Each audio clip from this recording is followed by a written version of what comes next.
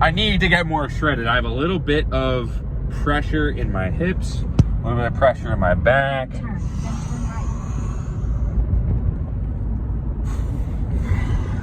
All I need to do is to release the pressure, is to increase more movement. Pain is a lack of movement.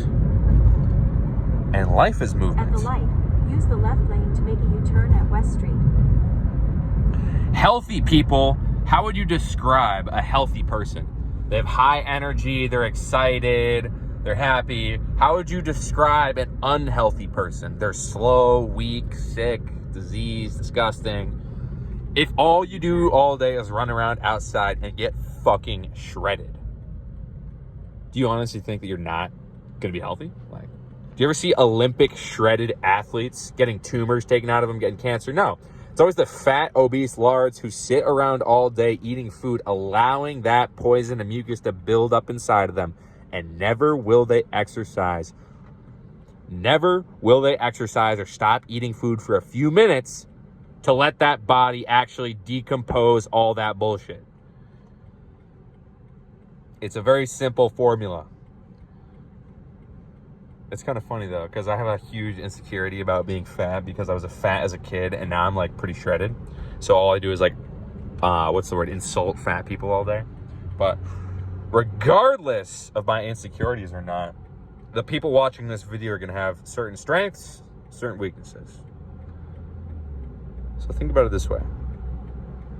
Your greatest weakness is actually your greatest strength. The greater the insecurity, the greater the overcompensation, right?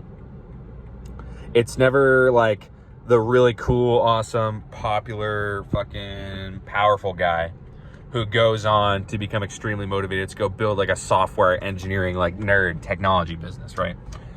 It's always the guy who is not very popular, does not have what he wants, does not have any assets or resources. He's the man who's driven by unhappiness and fucking, what's the word I'm looking for? He is driven by restlessness and unhappiness to go in and chase the thing that he wants. So think about it. How on earth are you going to motivate yourself to do more and try harder if you do not have struggle and hardship in your life? At the light, use the right lane to Who are you going to be? And where do you want to go in life?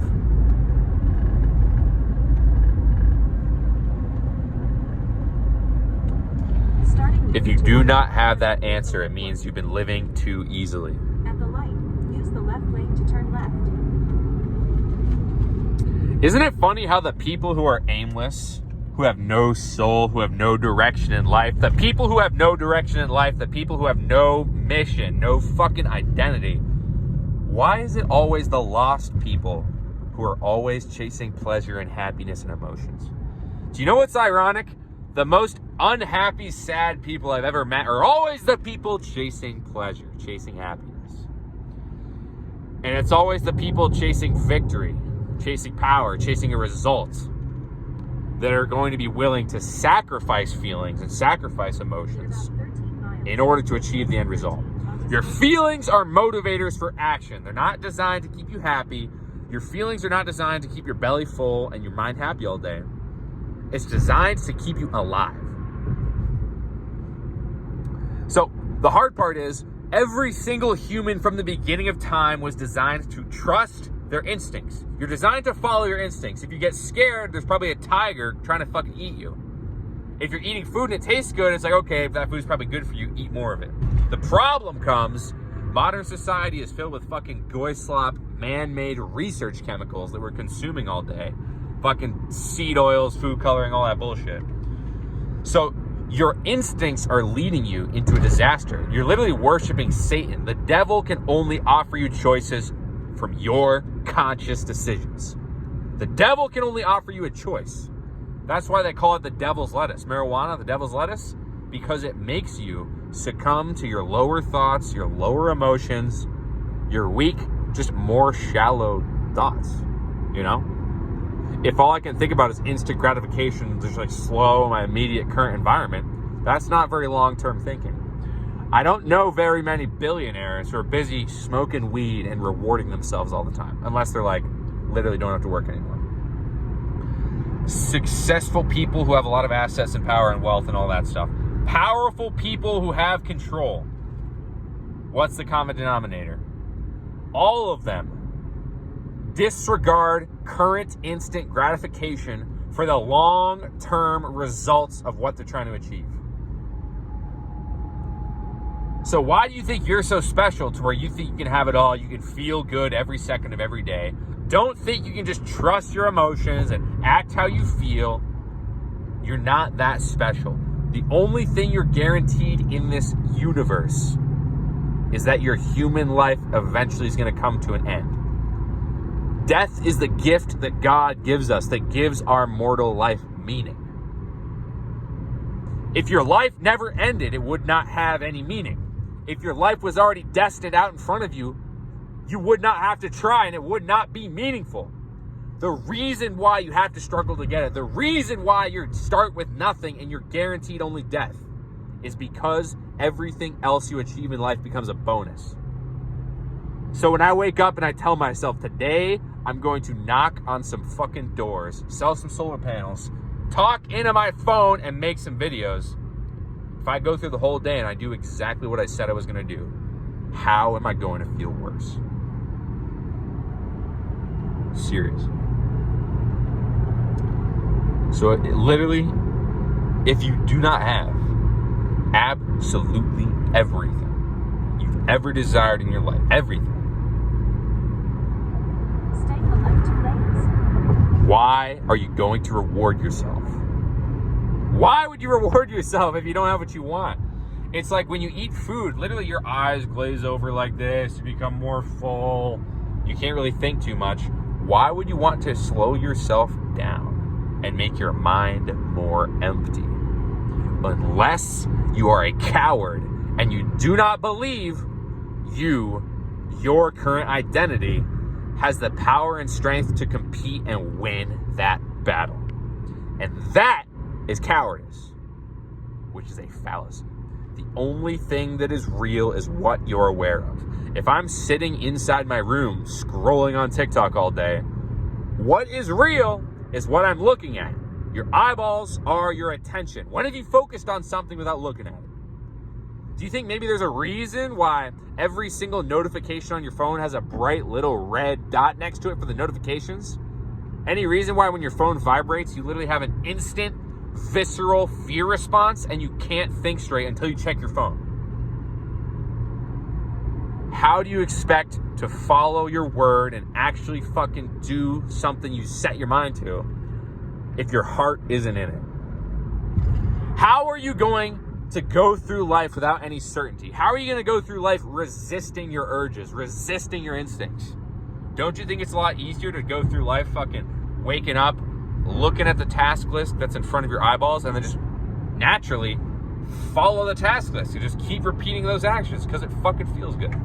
Dude, scrolling on TikTok for a new video, a new dopamine hit, a new laugh, whatever, it's not nearly as fulfilling as scrolling for the next task, the next obstacle, the next battle. So if there's one thing that you can take away from this video, like literally, I'm sitting here driving in my car right now because I have something inside of my brain, in my soul, that I need to get out to help other people, right?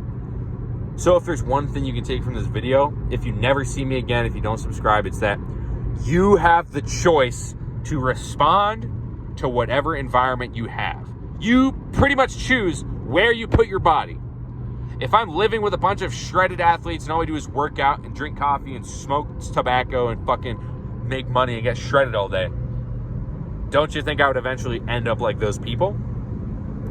So when you're living at your parents' house with all your brothers and sisters and your family and your friends, and you're eating food and having a glass of beer and you're just, hanging out, rewarding yourself, living the slow, easy, comfortable life, don't you think you're going to end up more like them? It's pretty simple. You can pretty much control where you take your body. You control what you react to. Oh, shit, nigga. You can control what you react to. You can't control how you react. That's kind of what I think. You know when you see someone, like one of your old high school friends who you haven't seen in a long, long time, and you just go, hey, like, how's it going, dude? What have you been up to? How you been?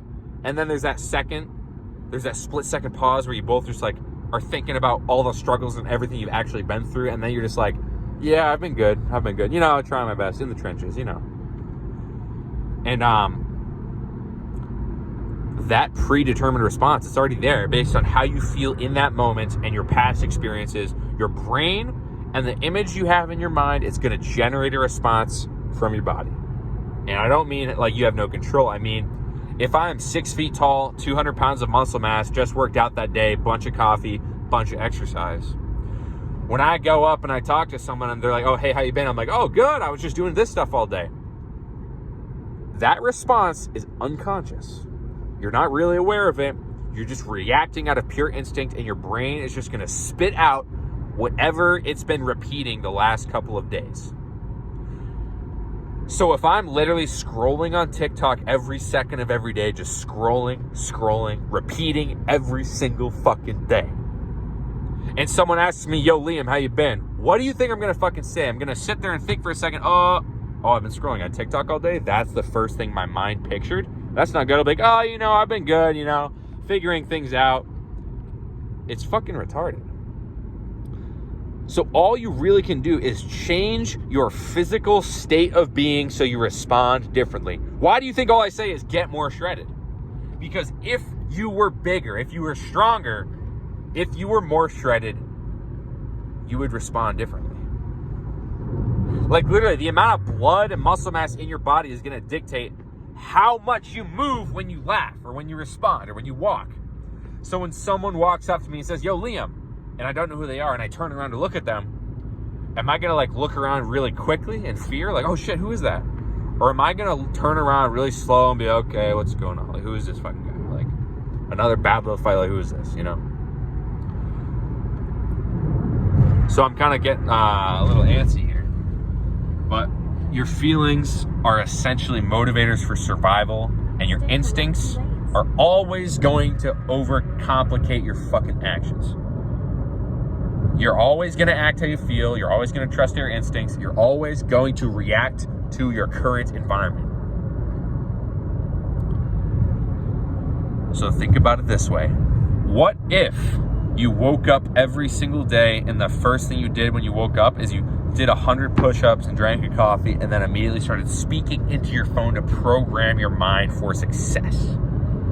And then when you wake up and then like, not when you wake up, but when you go to work, you go to school, and you're talking to people, it's like, hey, what'd you do this morning? How you feeling? And people are like, oh, I'm tired, I'm slow, I haven't woken up yet. People ask you how you're doing. You are going to respond with instinct, how you feel.